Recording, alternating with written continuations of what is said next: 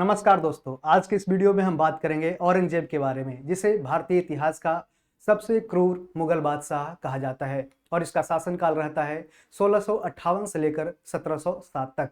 और यह शाहजहां का बेटा होता है और यह अपने भाइयों को कुचलकर मारकर शासन पर कब्जा करता है, जिस कारण से इसे इस तरह से क्रूर बादशाह कहा जाता है। आखिर हम जानते हैं कि क्यों कहा जाता है, इसके बारे में भी आगे हम बात करेंगे। यहाँ पे आप देख सकते हैं। चलिए आगे हम बात करते हैं। अभी हाल ही में महाराष्ट्र के मुख्यमंत्री देवेंद्र फडणवीस को भी इस तरह से कांग्रेस के एक नेता हैं हर्षवर्धन सपकाल ने कहा है कि औरंगजेब की तरह ही देवेंद्र फडणवीस जो महाराष्ट्र के सीएम है वो भी एक क्रूर शासक है और अपने धर्म के लिए इस तरह से सत्ता को बचाने के लिए इस तरह के उपाय है जो अपना रहे हैं। लेकिन देवेंद्र फडणवीस का जो मामला है यह है कि औरंगजेब का महाराष्ट्र में कब्र को हटाना है या नहीं। इस पे देवेंद्र फडणवीस का बयान आया है कि इसको हटाना नहीं है, क्योंकि आर्कियोलॉजिकल सर्वे ऑफ इंडिया के अंतर्गत ASI के अंतर्गत यह है जो संस्था आती है, जिस कारण से क्या होगा कि उसको अगर हटा देंगे, यह जो कब्र है उसको अगर हटा देंगे तो यह विवाद का मुद्दा बन जाएगा, क्योंकि आर्कियोलॉजिकल सर्वे ऑफ इंडिया एक कानून के तहत ये प्रोटेक्ट करती है। तो इस तरह से वो बयान देते हैं। हालांकि इसका कोई खंडन करेगा तो भी उस पर एक है जो लीगल एक्शन लेने के लिए भी तैयार रहने को कहा है। तो इस तरह से काफ़ी मुद्दा ये बढ़ गया है। कहाँ पे? तो ये नागपुर में हिंसा भी देखने को मिली है इस कारण। यहाँ देख सकते हैं कि भारत में इस वक्त औरंगजेब के नाम पर बवाल मचा हुआ है और वहीं महाराष्ट्र के नागपुर जिले में तो हिंसा तक भी है शुरू हो चुका है। इस हिंसा के पीछे दो वर्गों की सोच है। क्या तो एक पक्ष औरंगजेब को महान बताने में लगा हुआ है, वहीं दूसरा पक्ष उसे आताताई बताकर उसको उसकी कब्र को ध्वस्त करने पे अड़ा हुआ है और यह महाराष्ट्र में ऐसा देखा जा रहा है। इस तरह से महाराष्ट्र की जो सियासत है उसमें एक गर्माहट देखने को मिली है। काफ़ी यह न्यूज ट्रेंडिंग में है, तो इसके बारे में भी चर्चा और भी करते हैं। देख सकते हैं कि औरंगजेब का आखिर शासनकाल कब से कब तक रहता है। तो 1658 से 1707 तक इसका शासनकाल रहता है, किसका? औरंगजेब का। और यह मुगल साम्राज्य के इतिहास में सबसे अधिक सैन्य अभियानों और युद्धों से भरा हुआ था इसका शासनकाल। उन्होंने अपने शासन के दौरान साम्राज्य का विस्तार करने, विद्रोहों को दबाने और अपनी सत्ता को मजबूत करने के लिए कई महत्वपूर्ण युद्ध लड़े थे। जैसे कि बहुत सारे युद्धों और सैन्य अभियान का विवरण हमने आगे दिखाने का प्रयास किया है, उसको हम दिखाते हैं। यहाँ देख सकते हैं कि औरंगजेब ने अपने शासनकाल की शुरुआत अपने भाइयों के खिलाफ उत्तराधिकार के युद्ध से किया था और यह 1657 से 1659 लगभग 2 साल जो शाहजहां के बेटे थे उसके बीच में यह किया गया था उत्तराधिकार प्राप्त करने के लिए। उसके पिता शाहजहां के बीमार पड़ने के बाद चारों भाइयों दारा शिकोह, शाह शुजा, औरंगजेब और मुराद बख्श के बीच सत्ता के लिए संघर्ष छिड़ जाता है और यह धर्मत का युद्ध होता है 1658 में, जिसमें औरंगजेब और मुराद ने मिलकर शाहजहां के सबसे प्रिय पुत्र होता है दारा शिकोह उसकी हत्या कर देता है। सामूगढ़ का युद्ध होता है, दारा शिकोह को हराता है और सामूगढ़ का युद्ध होता है 29 मई 1658 को और यह एक निर्णायक युद्ध था जिसमें औरंगजेब ने दारा शिकोह को पराजित किया। इस जीत ने उन्हें आगरा पर कब्जा करने और शाहजहां को कैद करने का भी मौका दिया था। इसके बाद औरंगजेब ने मुराद को भी धोखे से कैद कर लिया और शाह शुजा को बंगाल से खदेड़ दिया। दारा शिकोह को 1659 में पकड़कर मार डाला गया और इस तरह से औरंगजेब ने मुगल सिंहासन हासिल कर लिया और 1658 से 1707 तक अपने इस शासनकाल में कई तरह से और भी युद्ध लड़ते हैं। इसको हम देखते हैं कि औरंगजेब का सबसे लंबा और सबसे महत्वपूर्ण सैन्य अभियान होता है दक्षिण भारत में, जिसे दक्कन अभियान कहा जाता है और यह 1681 से 1707 के बीच में यह चलता ही रहता है। पूरी तरह से मराठों पे भी ये करते हैं कोशिश, लेकिन पूरी तरह से कामयाब नहीं हो पाते हैं। उसी में से एक पहला देखते हैं कि उनका लक्ष्य था कि बीजापुर, गोलकुंडा और मराठों को अपने अधीन करना। बीजापुर की सल्तनत के बारे में जानते हैं कि 1686 में उन्होंने हमला किया। औरंगजेब ने बीजापुर पर हमला किया और लंबी घेराबंदी के बाद इसे मुगल साम्राज्य में मिला लिया था, किसको? बीजापुर को। और वही गोलकुंडा की विजय की बात करते हैं तो 1687 में विजय होती है। गोलकुंडा के कुतुबशाही राज्य पर कब्जा करने के लिए औरंगजेब ने अपनी सेना को हैदराबाद भेजा। भारी घेराबंदी और विश्वासघात के बाद गोलकुंडा भी मुगल साम्राज्य का हिस्सा बनने में कामयाब हो जाता है। औरंगजेब का फिर होता है मराठों के खिलाफ युद्ध होता है। मराठा नेता शिवाजी और बाद में उनके पुत्र संभाजी महाराज ने औरंगजेब के लिए सबसे बड़ी चुनौती पेश करते हैं। शिवाजी की मृत्यु 1680 में होती है और उनके बाद उनके पुत्र और को औरंगजेब ने 1689 में पकड़कर मार डाला। जिनका नाम क्या था, तो संभाजी महाराज था। और यही अभी जो मूवी छावा आया है उसी में जो यह दिखाया गया है, किसके बारे में, तो औरंगजेब और संभाजी महाराज के बारे में दिखाया गया है। लेकिन मराठों ने छापामार युद्ध, जिसे गोरिल्ला युद्ध कहते हैं, जो पहाड़ों में छिपकर है जो उसमें युद्ध करते हैं, यह एक प्रणाली थी जिसे जगदीशपुर के राजा ये वीर कुंवर सिंह भी फॉलो करते थे और बहुत सारे युद्धों में इस तरह से टेक्निक को फॉलो किया जाता था, जिससे मुगल सेना को भारी नुकसान हुआ। औरंगजेब अपने जीवन के अंत तक मराठों को पूरी तरह कुचलने में यह कामयाब नहीं हो सका। ठीक है, और भी हम इसके बारे में देख लेते हैं कि औरंगजेब की धार्मिक नीतियों, जैसे कि जजिया कर क्या था, तो जजिया कर के बारे में जानते हैं कि वैसा टैक्स था जो गैर मुसलमानों से लिया जाता था, यानी कि वैसे जो गैर ब्राह्मण, जैसे कह सकते हैं कि वैसे गैर मुस्लिम से यह लिया जाता था। कौन, तो जजिया कर। लेकिन बाद में फिरोज शाह तुगलक के समय में क्या होता है कि मुसलमान को तो नहीं छोड़ा ही जाता था और ब्राह्मणों को भी छोड़ा जाता था। लेकिन बाद में क्या होता है कि जब फिरोज शाह तुगलक आता है तो ब्राह्मण को भी किसमें, तो जजिया कर में इसको शामिल कर लिया जाता है। ठीक है, तो क्वेश्चन आपसे पूछ सकता है कि जजिया कर में ब्राह्मणों को भी शामिल करने स्टार्ट किसने किया था, तो फिरोज शाह तुगलक ने किया था। तो इससे है जो राजपूत भी नाराज हो जाते हैं जजिया कर से।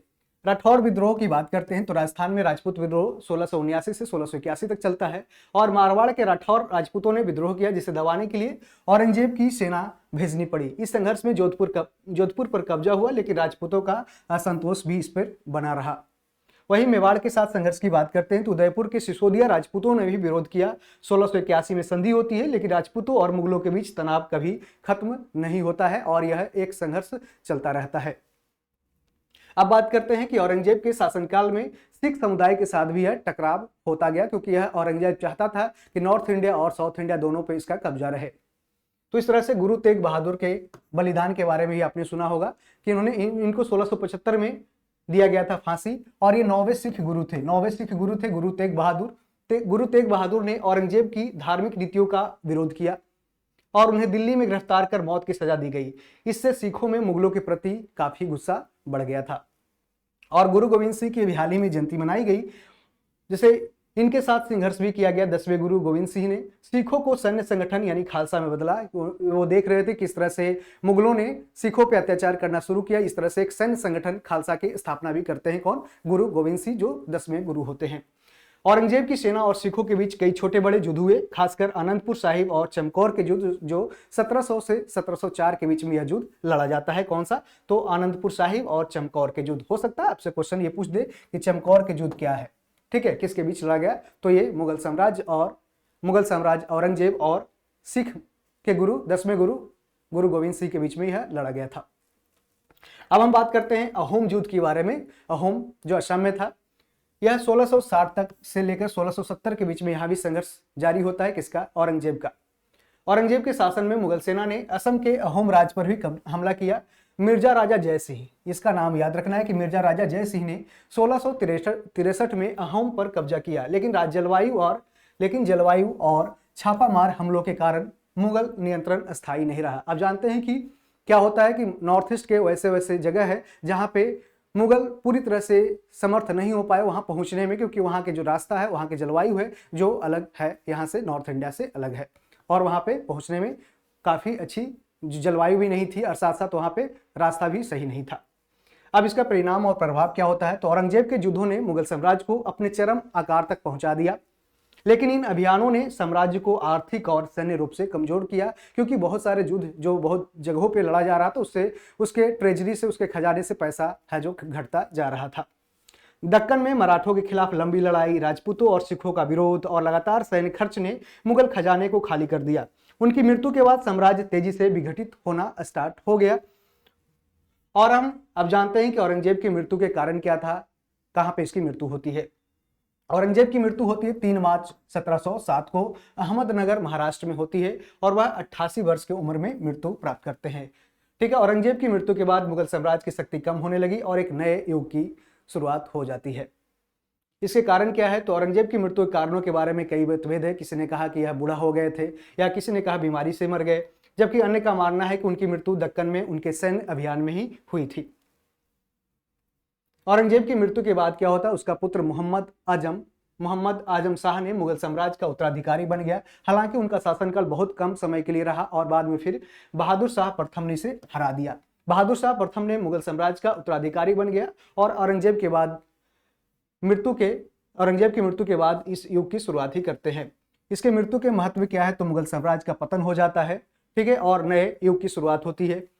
और इतिहास का महत्वपूर्ण मोड़ भी देखने को मिलता है कि औरंगजेब की मृत्यु इसलिए इतिहास का एक महत्वपूर्ण मोड़ है जिसने मुगल साम्राज्य के भविष्य को आकार दिया।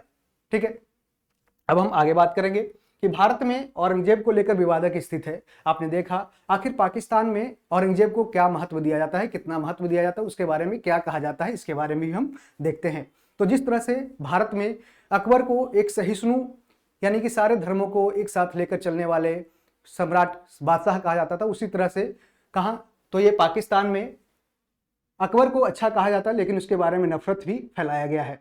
हालांकि अकबर के बारे में देख सकते हैं कि पाकिस्तान की किताबों में जहां अकबर को महान मुगल बादशाह बताते हैं उसके बारे में नफरत भरी बातें लिखी गई है, वहीं औरंगजेब को अपने धर्म को ऊपर रखने के लिए एक महान मुस्लिम शासक बताते हुए सम्मानित भी किया गया है।